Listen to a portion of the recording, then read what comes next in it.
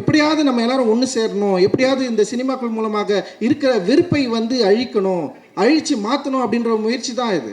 ஆனால் வந்து என்ன ஆகுதுன்னா வந்து அதிகப்படியான வெறுப்பு அப்படியே கிரியேட் பண்ணுறாங்க. ஒரு படம் ரிலீஸ் ஆகிறதுக்கு முன்னாடி, மாறி படம் ரிலீஸ் ஆகிறதுக்கு முன்னாடி பயங்கரமாக எழுதாங்க, இந்த படம் பார்க்கக்கூடாது, இந்த யாரும் போகாதீங்க, இது ரொம்ப தப்பான படம், டியூடுக்கு போங்க, டியூடுக்கு போடான்னாங்க.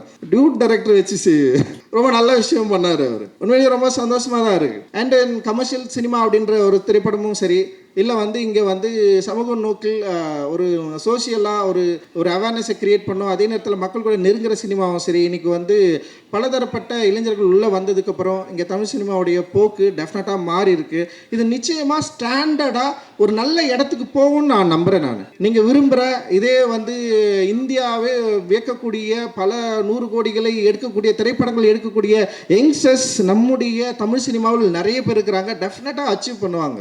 அந்த அச்சீவ் பண்ணுறதுக்கான ஒரு வாய்ப்பை தான் நம்ம வந்து திரைமொழியில் நம்ம வந்து உருவாக்கிட்டு இருக்கோம். இந்தியா லெவலில், வேர்ல்டு லெவலில் தமிழ் சினிமாவுடைய போக்கு, தமிழ் சினிமாவுடைய இயக்குநர்கள், தமிழ் சினிமாவுடைய அந்த மொழி, அந்த ஃபிலிமை வந்து பயங்கரமாக கொண்டாடிட்டு இருக்காங்க.